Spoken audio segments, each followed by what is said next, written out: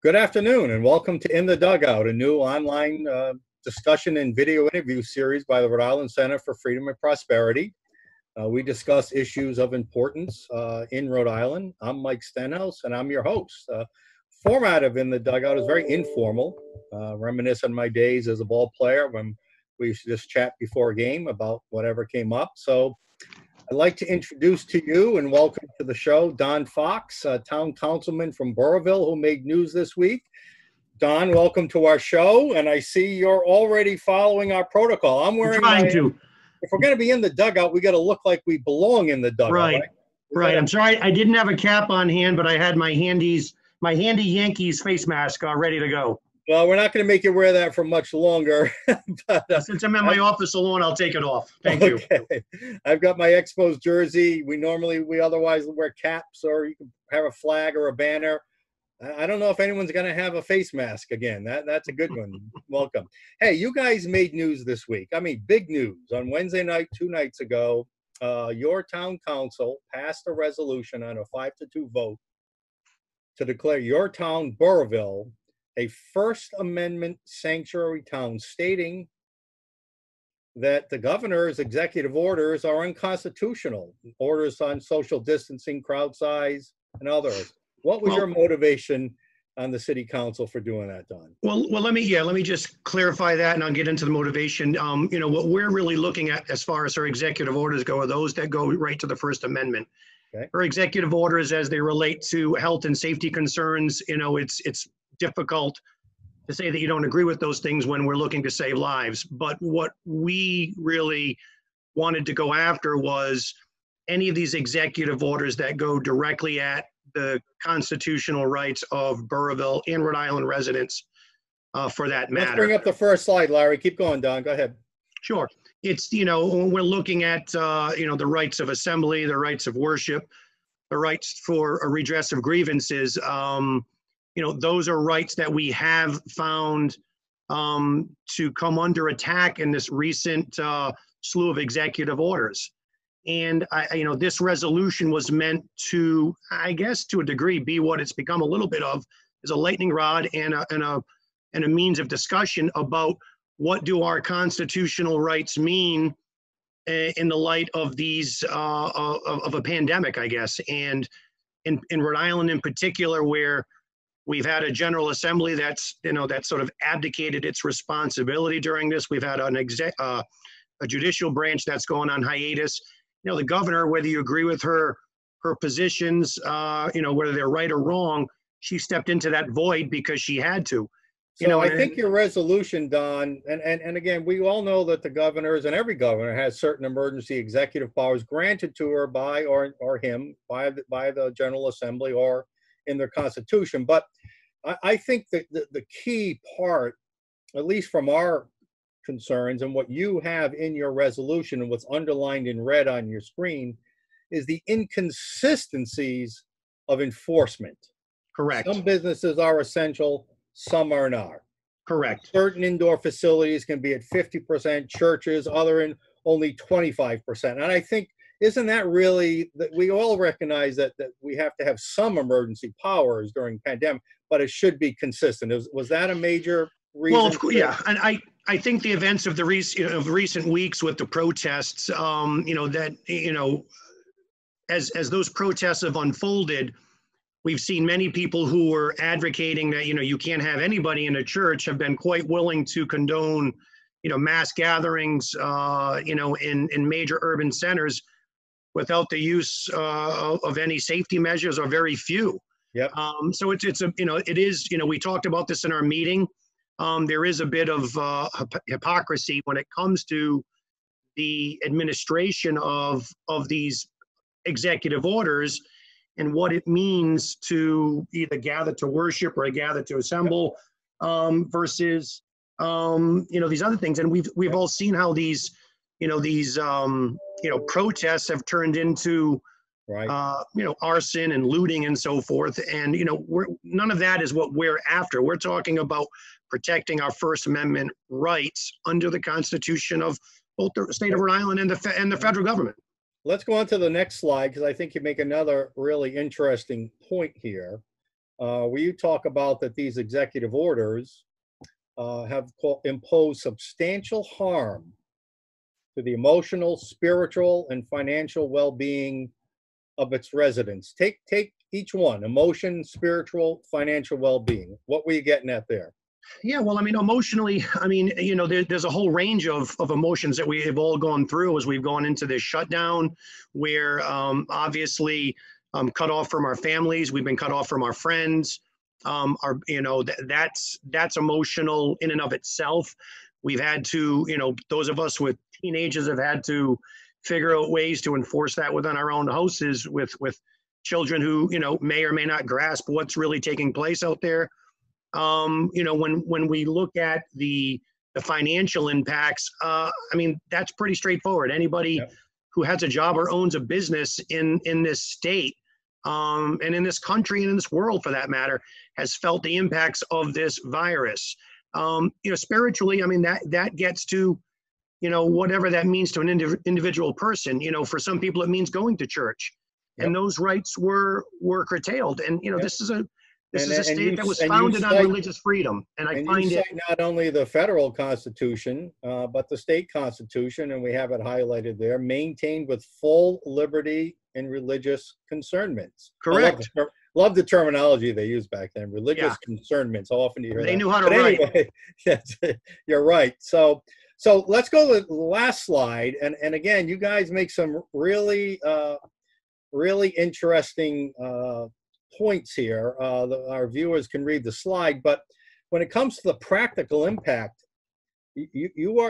this resolution says that the police department at its discretion not to enforce unconstitutional executive orders on those topics you talked about, and that your town will not appropriate funds related to any overtime or any extra fees to police to enforce that. Now, talk about that, A, and then B, is this resolution have the force of law behind it, or is it just a recommendation? So none of these resolutions have the force of law. They're not ordinances passed by the town, but they do show our resolve, and the town council has the power of the purse in Burrillville and the ability to fund or not fund the town to do certain things. So, while it's a resolution, we do stand resolved to follow through on this should it be necessary. Now, how has the police chief responded? Yes, the chief of police responded correctly. He's going to enforce the laws that are on the books. The difference between laws and what the governor has issued is quite distinct. A law is debated in the General Assembly. It's beat around. It's passed. It's signed by the governor. It can be challenged in courts, but it's a law that is passed by the people that we've elected to do that. Executive orders are just that. They're executive orders. And if those executive orders, particularly the ones that could potentially violate residents' rights in the future, and we're climbing out of this, and I really wrote this as a means to look toward how are we going to handle this again in the future. But if those executive orders violate the rights to assemble or the rights to worship, that's very different. And we would then work with the police department to exercise that discretion. So if people want to assemble to worship, we're not going to stop them from doing it. All right. So before my next question, I just want to remake the point you made earlier, because I think it's important. As we pointed out in the legal brief that our Flanders Legal Center put out last month, General Assembly has the authority, because of balance of power, to check the governor, to undo her executive orders, to do anything it wants, really. The General Assembly has full authority, yet they have sat back and remained silent and done nothing, while people like you and people like us and many others have complained about their First Amendment, their religious rights, their Fourth Amendment. A lot of concerns out there, and the General Assembly has done nothing to clarify, has done nothing to overrule. They've done absolutely nothing. So I applaud you for your town at least stepping forward. Now, let me ask you this. do you have specific scenarios in mind and what you think might happen in Burrillville now that you've passed this resolution that might not happen? Is there a festival that might happen? Is there a wedding that might happen? Is there businesses that will reopen or restaurants? Do you have anything in mind that you were shooting for here? No, and again, you know, the issues of restaurants opening and things like that taking place, those are really not the constitutional issues that this resolution points to. And we have to keep in mind that while the town has the right to issue licenses to restaurants and so forth, I mean, those restaurants are also subject to state laws and state regulation. So while we could, you know, we could say, sure, you know, go about your business, conduct your business, the state can certainly come in and try to enforce its laws. So, you know, we're not out there proposing, and I want to clarify some misinformation that's out there. We're not telling people not to wear masks. We're not telling people not to socially distance. We're not telling people to do the things that they feel are necessary to protect themselves, their family, their friends, their neighbors. Burrillville, from day one, when this outbreak started, took extraordinary measures to supply food and supply medicine, and we're continuing to supply that. So we're going to continue to do the things that we have to do, and those are all within the normal rights and expectations of a town.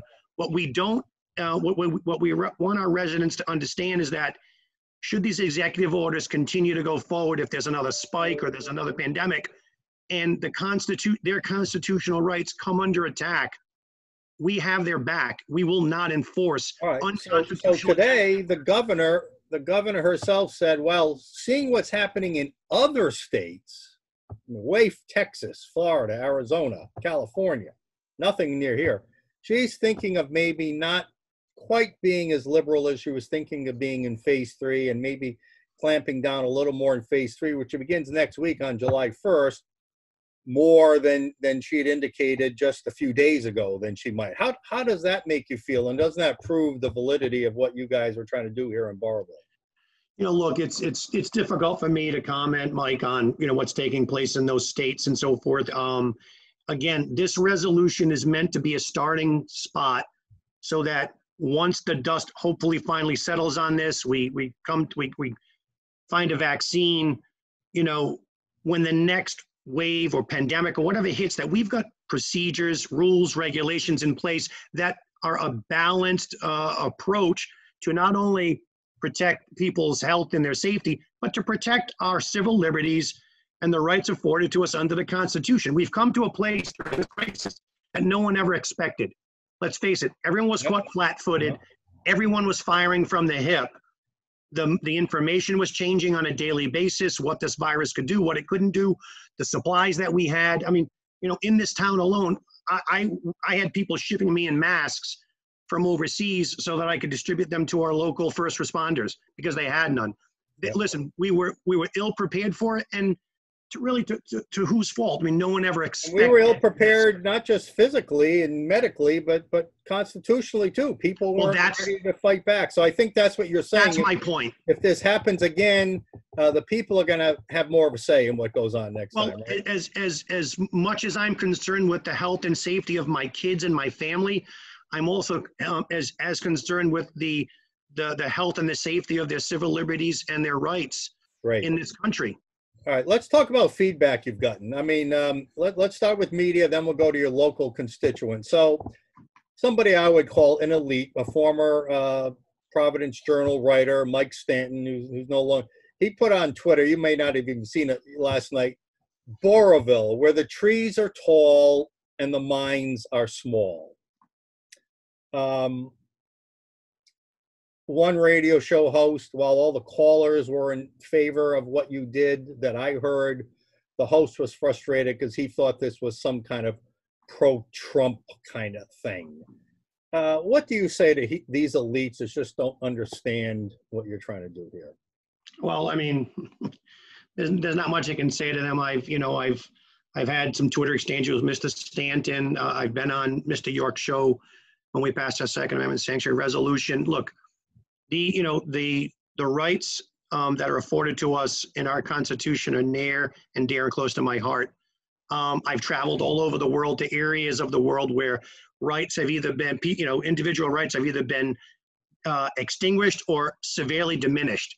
I studied as a young man in the former Soviet Union. I've traveled over China, Russia, Pakistan.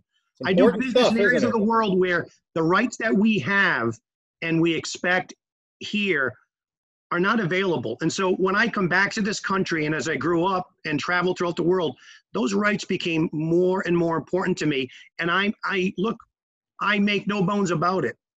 This is going to be a messy issue. There's going to be people who are unhappy on both sides. This is my belief. It's my position. You know what I say to those people? If you don't like it, get out and vote. Don't vote for me if you don't like me. Yep. Vote for me if you like the position. Or you know what? Throw your name in the ring and get out there and participate. Well, speaking of voters, what kind of response? I'm sure you've gotten calls and other feedback, your fellow counselors. I mean, you did vote 5-2, so you had a pretty good majority there. But what kind of feedback have you gotten from your Burrillville constituents? I would say it's as mixed as you see on any position in today's society. There are people who are in favor of it. There are people who are opposed to it. I've taken some phone calls. I've called some people back. I'm more than willing to talk to the people who disagree with it as equal as I am the people who agree with it.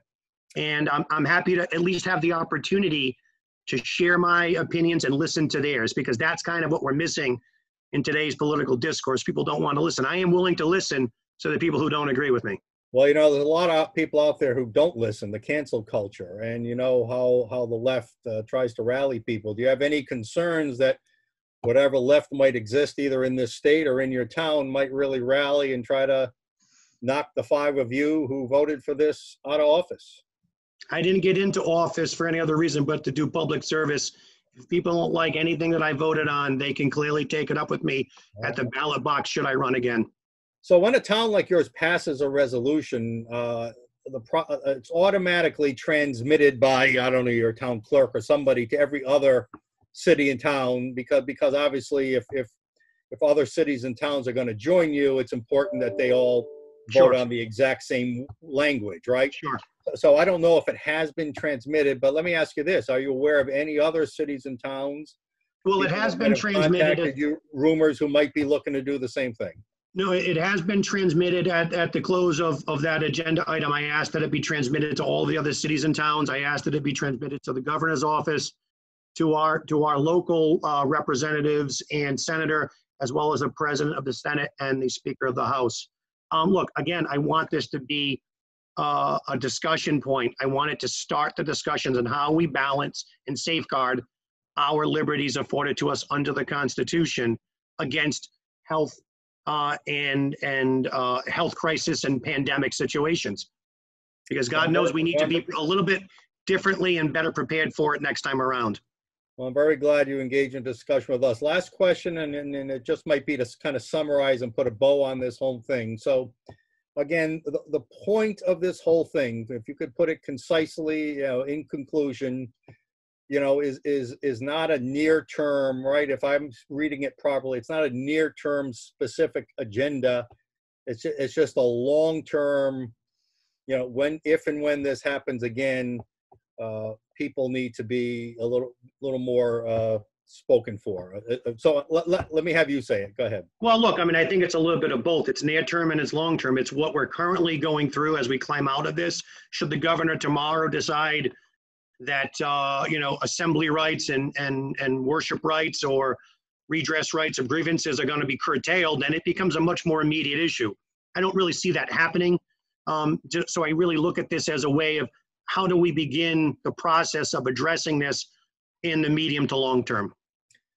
Well, if you're watching out there and on In the Dugout and you agree with what Don Fox and his fellow council people did in Burrillville, I encourage you to contact your local town or city officials and have them, they should have a copy of this resolution, have them act on it, get it on the agenda, have a good discussion like Don said, decide within each city and town whether it's right for you or not, but at least have that discussion because your rights are important. We do not have a monarchy here. No one person should unilaterally be making laws.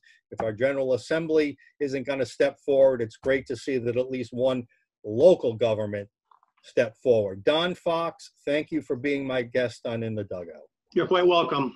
Thank you. Hope to speak to you again soon if you have updates. And to our viewers out there, this is Mike Stenhouse for In the Dugout. We'll see you at the next game.